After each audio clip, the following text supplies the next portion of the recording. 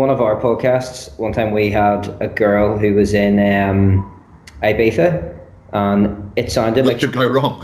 sounded like she was underwater the whole time. Whoa. The whole way through the recording, I was going, "This is not going to sound well," and it didn't. It sounded awful, and it was one of the best guests, the best, but awful sound quality. Bless you. Well, let's see how we get on.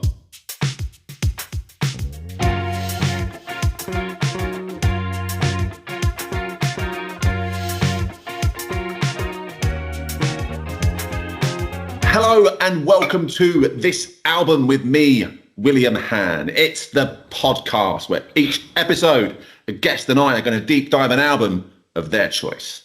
Any artist, any genre, any year. And we are going to discuss the songs, the shows, the artwork. But what I really want to know is the emotional attachment my guest has to the album. Who knows? We might even have a bit of a laugh while doing it. Well, today I am joined by a man that is an arbiter of culture. He's a man that has brought relevance and intrigue to the pockets of millennial life that were mostly lost to the sands of time, from Rachel Staven's B-sides to Jamie Oliver's soft mod haircuts, and from Big Brother contestants' choices of denim to PJ and Duncan's historically maligned singles. Today's guest finds joy in all of it. From the greatest Instagram account that I know, it's Mark from Brit Cult. Mark, how you doing, brother? Thank you so much for all the kind things you said. I'm doing well. Looking forward to deep diving this album today. We're going to have a good time, brother. How's life treating you? What's been going on in your world? I'm off work this week, which is brilliant. So I have been relaxing, spending all day today, re-listening to the album we're going to talk about. Very well spent by the sound of it then. Getting into that, yeah. So those who don't know about Brit Cult and what you do, tell us about it, Mark. What's the vibe? Yeah, so Brit Cult is an account I started maybe 7 or 8 years ago now. And it was one Sunday night. I just thought I'm saving loads of photos to my phone and having loads of conversations, and no one that I knew actually cared about the things I was talking about. And I was like, what if I stuck these all up on an Instagram and just saw what happened? I'm really into, as you kind of named there, like a lot of British pop culture of the 90s and the noughties. And there was lots of pages about sort of indie music that I'm into. There's lots of that sort of Hun culture, like Girls Aloud type pop music. But there was nowhere I found that threw the whole thing together. And I found for a lot of millennials, we grew up with all of it. You were watching Big Brother as well as going to gigs. You were taking part in all aspects of culture. It wasn't weird to watch EastEnders before you go see the Arctic Monkeys. These were not like people weren't as bound by one part of culture and subcultures. I feel like we were the first sort of generation, the iPod generation, to kind of have the whole thing at once. So started the account and it's picked up. And we've gained. Did it take a while to pick up, or? Yeah, like I remember when I got 1,000 followers, I thought I was really famous. And then you noticed the first sort of blue tick followers coming along. I was going to ask you that. So go on, who was your first big blue tick followers then? The first blue tick, and very apt for me being from Northern Ireland, the first blue tick was Eamon Holmes. Come on. Eamon was quick to get on board. And then you just started seeing like Dermot O'Leary's and people like that coming through, and you were like, oh wow, they're finding this interesting. And then we'll probably get on. I'm really into fashion and stuff as well. Yeah. So it's noticing sort of you got different people from GQ or British Vogue or stuff like that following the page, and it kind of also, we'll get into this, but also from being from like a provincial town in Northern Ireland, people aren't cool here. So it did make teenage me feel in some way validated when I was making points about fashion, and you've got people from Vogue or whatever sending you messages going 100% agree. That's great. So living in a provincial town, like, how was it to wear the sort of outfits you wanted to wear and sort of pop to the high street on the day? Did you get like a lot of stick for some of your outfit choices? Oh yeah, 100%. Like anything that was slightly out there. And then if you can imagine me as a teenager too, like I would throw myself into everything. So I'd be a full-on emo one week, and then the next week I'd be in a parka even though it's sunny, thinking I was Liam Gallagher. I would just throw myself into this stuff, and a lot of people would go, "What are you wearing?" And I also found out, not that I was really, really cool, because by no means was I. But I would just try and dress in what I saw on TV. People would laugh at it, and then Northern Ireland would catch on maybe a year and a half later. And the same people who were like, why are your jeans so tight? Or why are you wearing those glasses? Or whatever would eventually join in and catch on. It's quite vindicating, isn't it? I mean, I had the same thing with the band we're going to talk about. At school, I was just pure Oasis. All I cared about was Oasis, Oasis, Oasis. And all my mates listening to UK garage and stuff at the time and giving me shit for like an Oasis in this sort of era, maybe a little bit earlier, the sort of album before that we'll be talking about.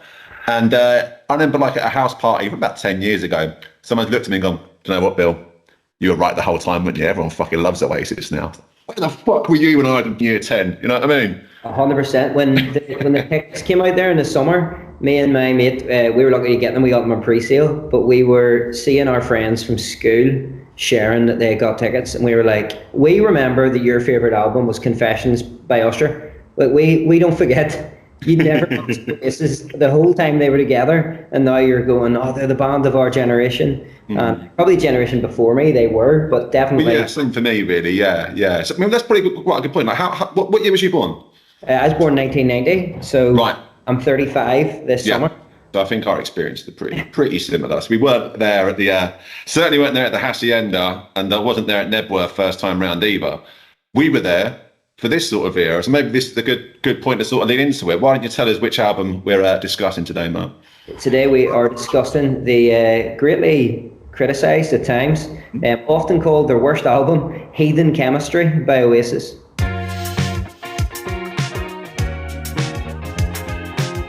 Thank you very much, mate.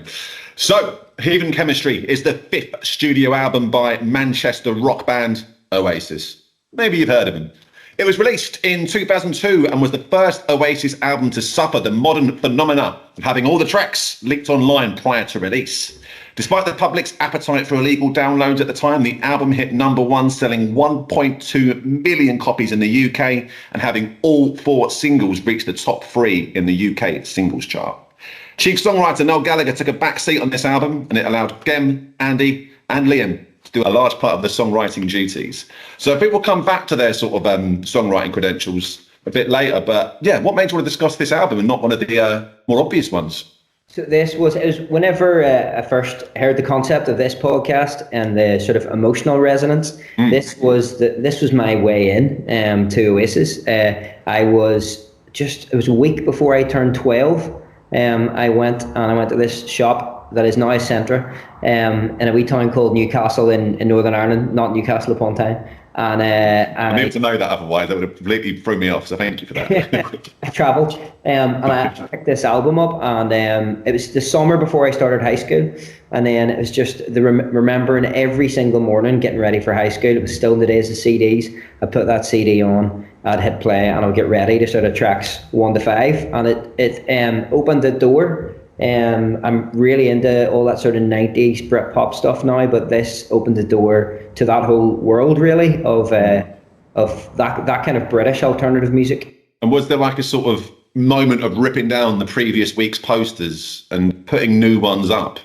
So I find this funny in that I was chatting to my wife about this earlier on. There was never a moment for me then, especially being from Northern Ireland, where there was no cool gang, there was no cool crowd to kind of join in the town I come from. So actually, my tastes were more like a sort of patchwork quilt. That this may have opened the door, but it didn't take away anything else. So if you'd have asked me then, what are the best songs of 2002? I might have put Stop Crying Your Heart Out next to It's Okay by Atomic Kitten. And weirdly enough, you ask me now at 35, I'd say the same thing. Yeah. So it opened the door to something else, but I kind of just acquired another thing that I was into. It's really interesting. I think most people I've spoken to on this podcast, they're sort of the albums they're choosing are at a time when they're finding their tribe. And it sounds as though that was never something that happened for you. You just were your mates into anything you were into as well, or?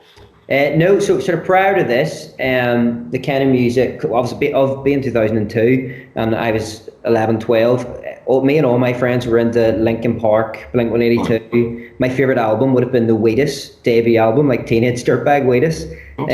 Although, so a lot of I suppose looking back, I love guitars, I loved harmonies that are very big in sort of pop punk. that kind of stuff. And Oasis then just came along, and I was like, whoa, what is this? This is a whole other thing. It became my obsession for a long while, and then that led me backwards to the 90s, and then eventually backward to the 60s and 70s. But yeah, it didn't take away from my love of boy bands and Robbie Williams and everything else I was already into. Sure.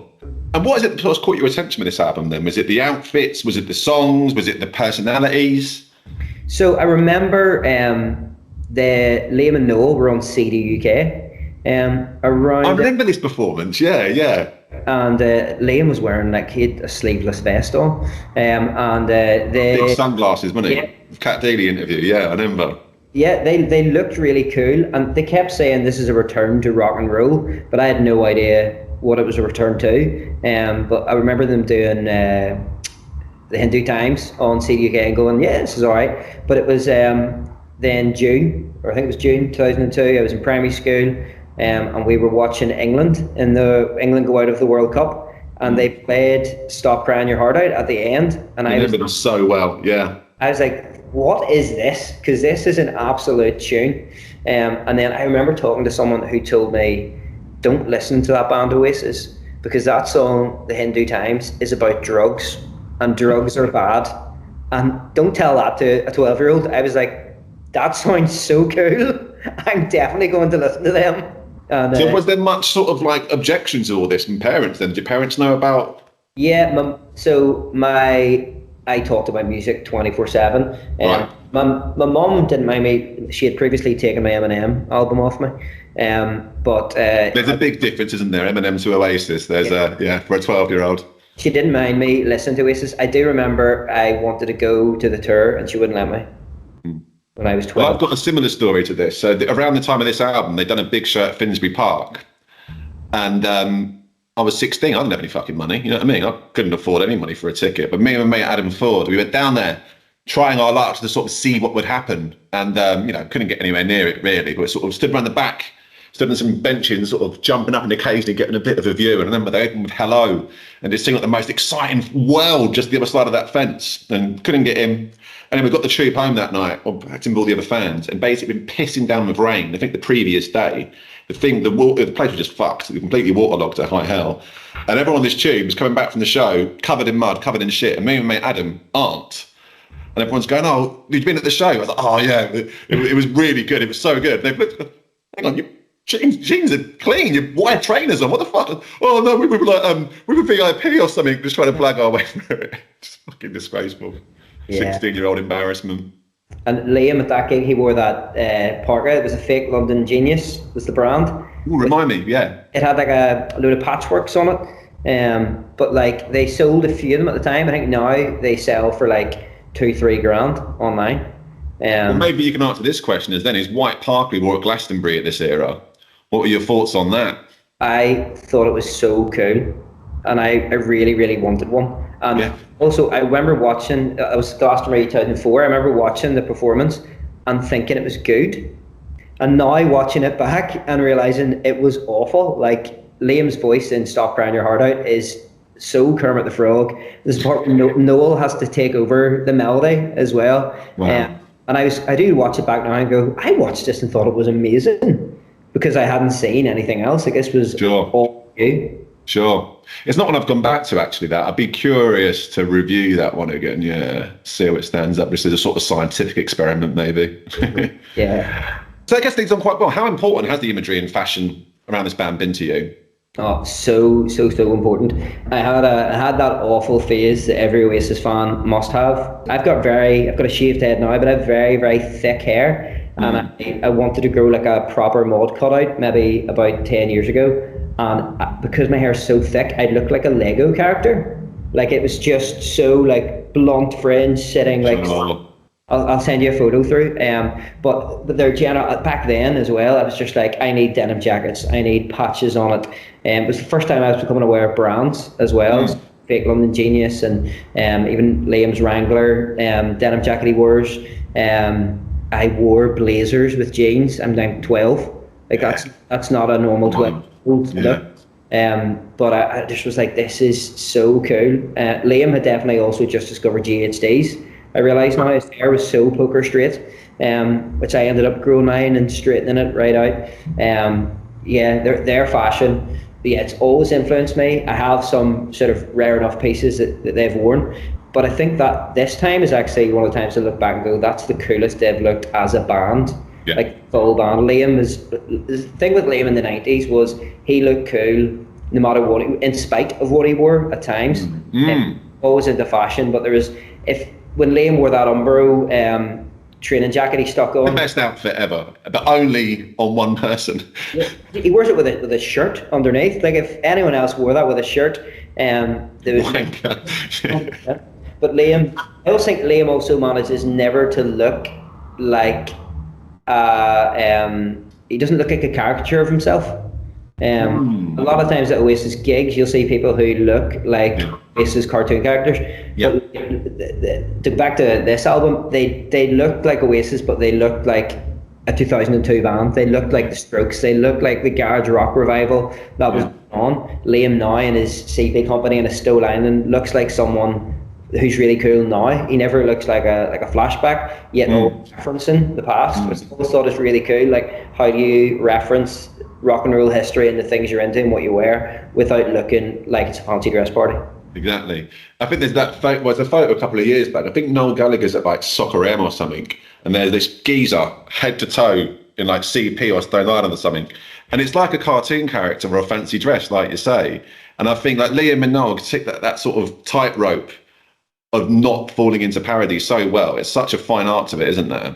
Yeah. But I think it must have just been such a weird time to be in Oasis 2002. You've taken over the world, and obviously it's not sustainable. So what do you do? Where do you go? How do you place yourself? What do you try to achieve? A lot of things changing musically at that time. How big an impact do you think like the bands around that time had on Oasis? I think the massive, like especially the Strokes, the White Stripes, that sort of era, definitely had an influence. Perhaps not on their sound, but on their we need to go and take over the world again. I think by the time, whenever Stand On the Shoulders Giants came out, who were they competing with? Like Star Sailor? It was UK Garage. I think genuinely, culture had moved to UK Garage at that point. I really do. I remember Noel been saying on the backstage footage of that show, is at Wembley going, we're not the thing anymore. Yeah. Oasis aren't the thing. So it's just, I think they'd moved on away from guitar music completely, a culture at that point. Yeah. So I think it was time to compete again, probably. Yeah. Anything. And then for them, obviously, also it's a regrouping. It's Noel's not the only songwriter. And I think Don't Believe the Truth that came 3 years later is a better album. But I agree. It doesn't happen without Heathen chemistry. Re-establishing, if rock and roll is your thing, we're your band. And it's a great time too for interviews. So like that CD UK one, there's one on Top of the Pops where Liam and Noel seem like best friends. I think that they've both recently enough been divorced as well. I think by this point, that'll bring you together. Especially that happening at the same time, and they're just brothers again as well. So it's a good time for them, and it's a good time for guitar music again in Britain. Yeah, I can't remember if it's before you told me which album we were covering or not. But anyway, I remember seeing some interviews from this era, and Noel sort of kicking Liam in the arse a little bit, saying like, so you're writing the songs now, take some bottle, doesn't it? You're going, why don't you put your one as the first single? He goes, I'm not fucking doing that. No. And you're seeing this vulnerability in the boys. Yeah. And like, I don't know, it's just a really interesting time to be in Oasis and seeing Oasis, their backs against the wall a little bit and having something to prove. Yeah, Liam sort of letting his guard down and sort of saying, here's my song. What do you think? It takes some bottle, doesn't it?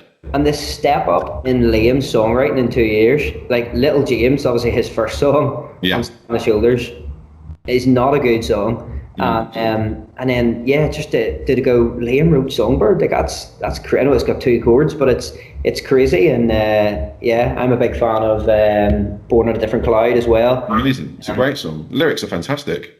Yeah, and like with a real sort of like John Lennon-esque and Born on a Different Cloud type depth compared to Play With Your Trampoline, Ever Try Plasticine, or whatever he was singing on Little James. He's really stepped up. I think so.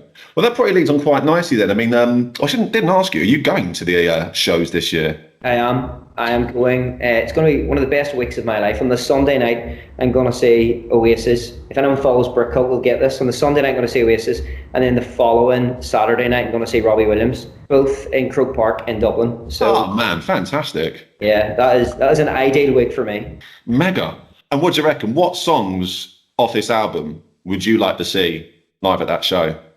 Yeah, Little by Little. Yeah. I think obviously I think I've seen Liam 12 times the past sort of 2 or 3 years, but and Noel, and when I saw Noel, he was doing Little by Little again. So I was going to say, yeah, I've seen Noel do that a few times, and it still works, doesn't it? Yeah, I don't think I'd love them to do the Hindu Times. I think it would fucking take the roof off, man. I think it'd be mega. But I don't think they will. I think Little by Little maybe will be all we'll get from this album. I don't think Songbird's going to be played live. They used to, though. They used to play that live on the last album, didn't they? They sort of had a good few years out of Songbirds. And Noel used to do these great harmony backing vocals on it. It sounded fantastic. Yeah. But I think you're right. I don't think they'll do it. If Liam never did it solo. Yeah. I can't see. Which I don't think he did he? He never played it solo, I don't think. Sorry, can you hear really loud music in here?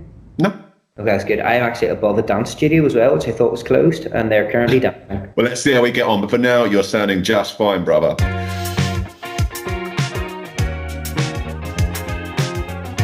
So what do you reckon? How would you sell this album to someone that's very much stuck in the definitely maybe Morning Glory hole? Do you know what? At this point, I think it would be difficult. It would be easier to sell it to them in 2002, but I couldn't in So what you want is a time machine, is that what you're saying? I could really convince you guys. I need to say, if you can't have either of those albums, but you still want rock and roll Oasis, then this is what you need. I definitely think if you played the Hindu Time, if you could pick the singles and just play them the singles, anyone would love this album. They're as strong as anything else, aren't they? Yeah, divisive tracks are probably the album tracks. But yeah, the singles, just play those singles and people will be in. So how often do you go back to this album, and how well do you think it's aged?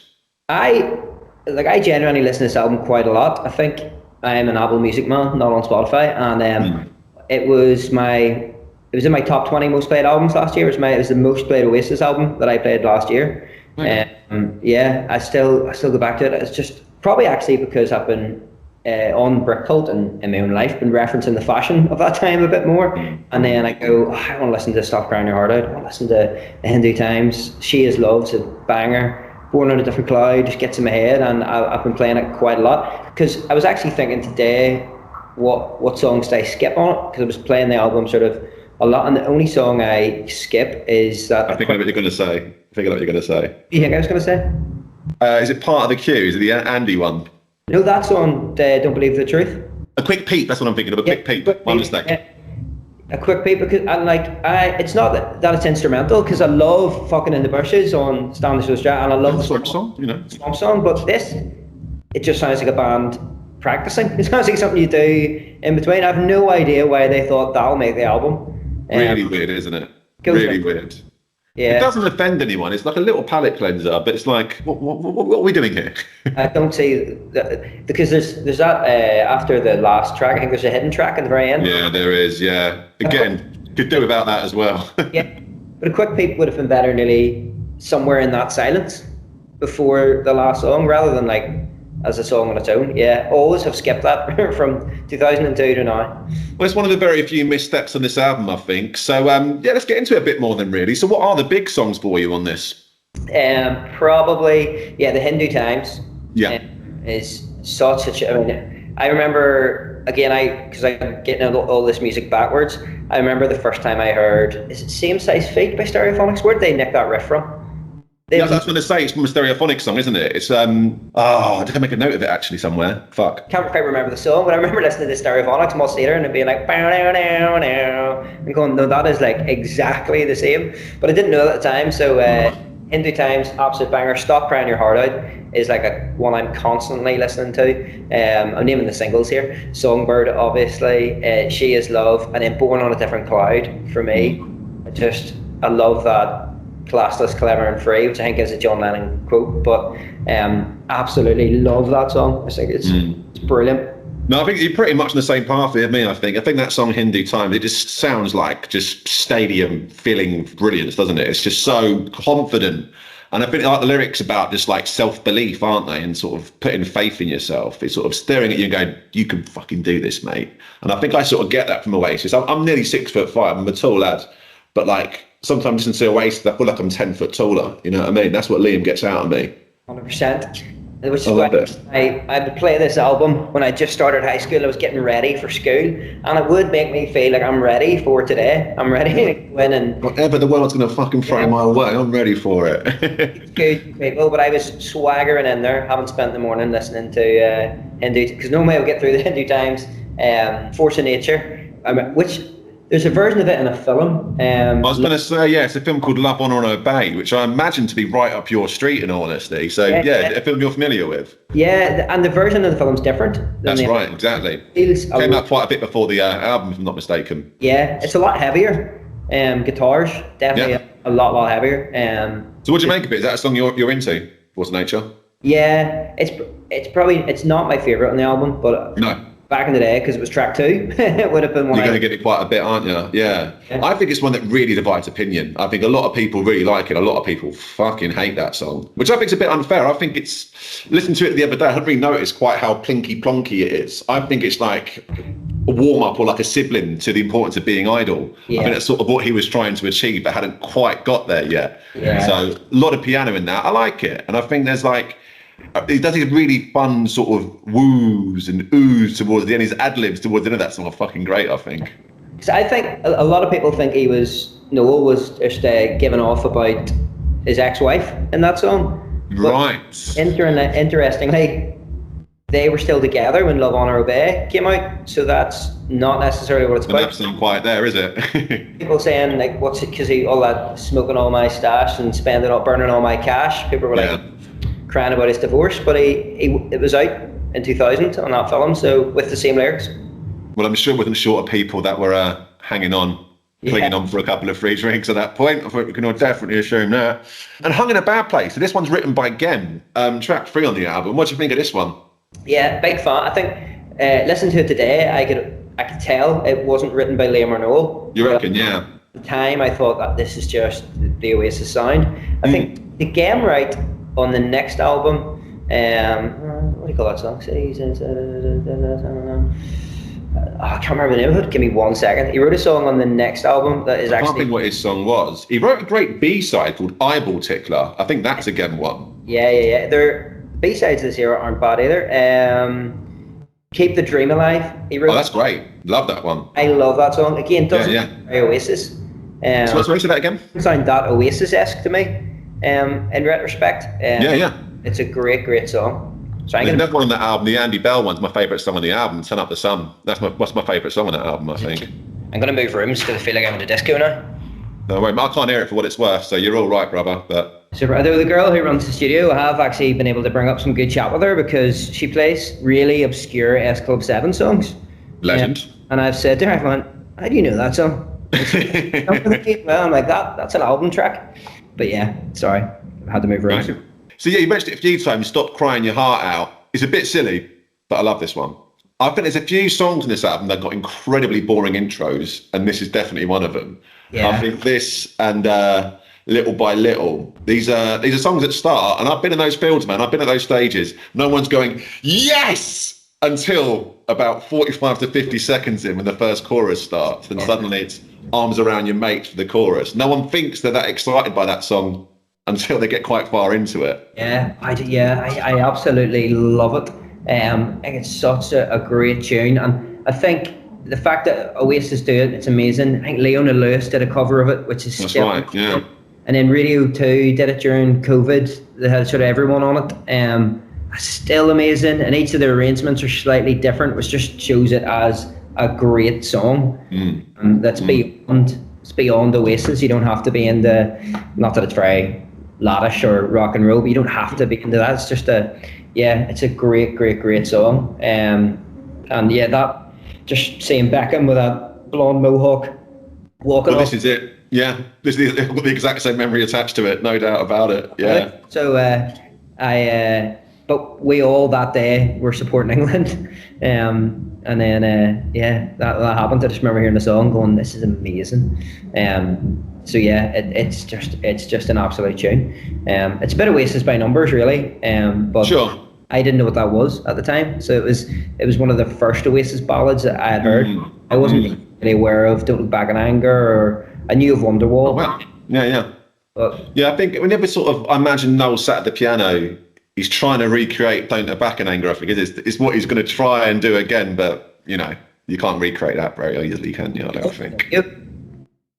As well, the video is all shot like in all those squares, and Liam looks at me wearing a red scarf, if I remember right, and he's got the hair, and Noel's really cool. They're looking like a really, really cool band. I remember thinking that's what rock stars look like.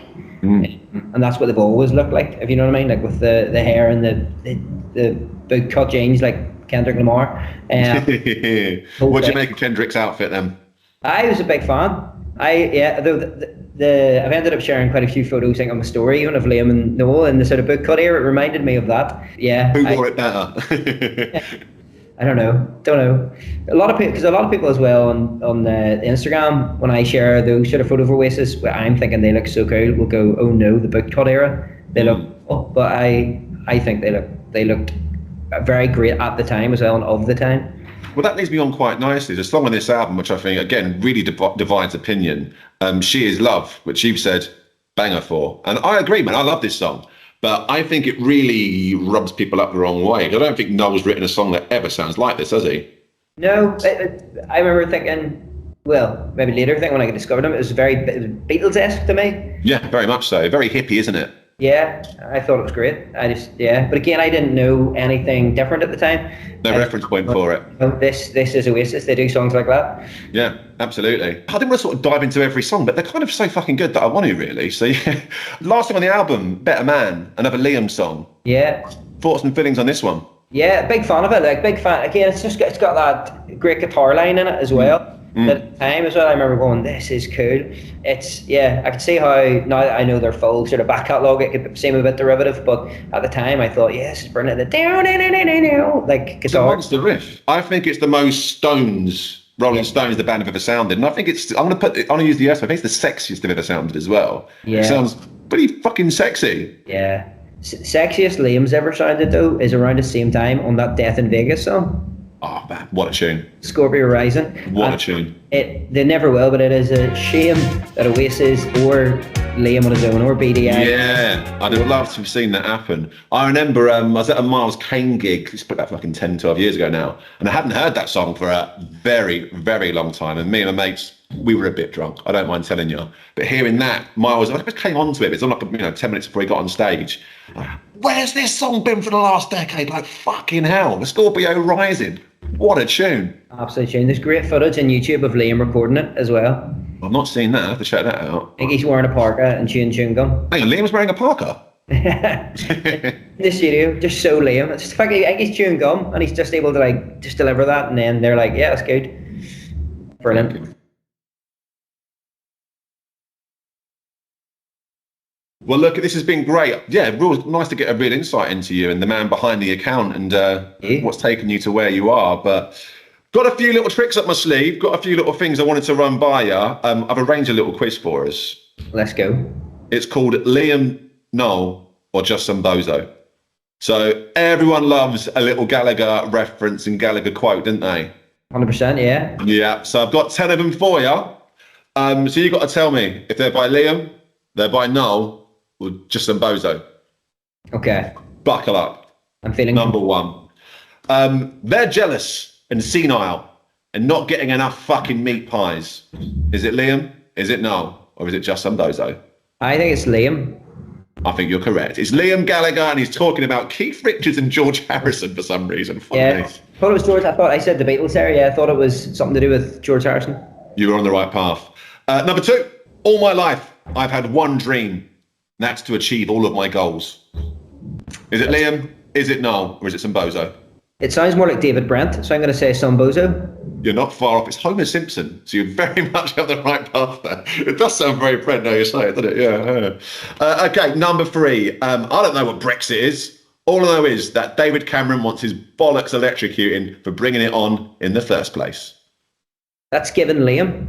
You're correct. It's Liam on David Cameron. You're doing bloody well here so far, fella. I don't mind saying, you know. Number 4, I ain't going in that. Fuck that, mate. That ain't meant for us. That's meant for the sharks and the jellyfish, tadpoles and stuff. That sounded like Noah.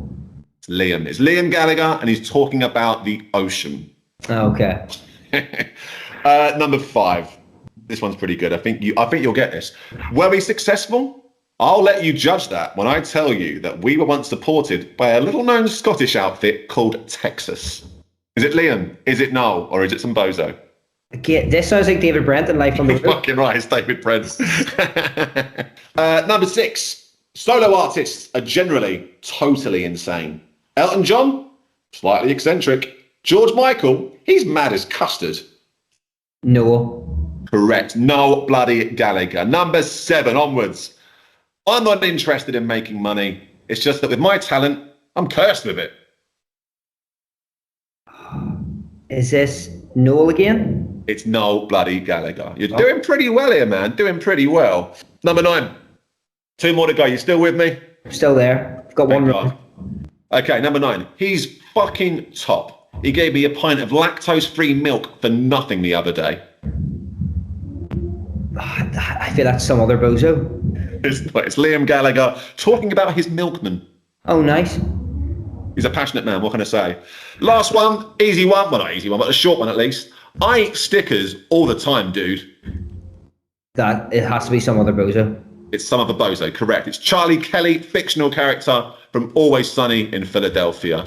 So there you go. I think a pretty noble effort there. I wasn't keeping score. Who gives a fuck? But that was a bit of fun. 8, you reckon? Yeah, I think so. We'll take that. I think it's a triumph, mate. Very good job. Well, look, we've had some fun here. We've deep dived some real aspects of this album and your memories attached to it. I've been William Han. This has been this album. Mark, thank you very much for your time, brother.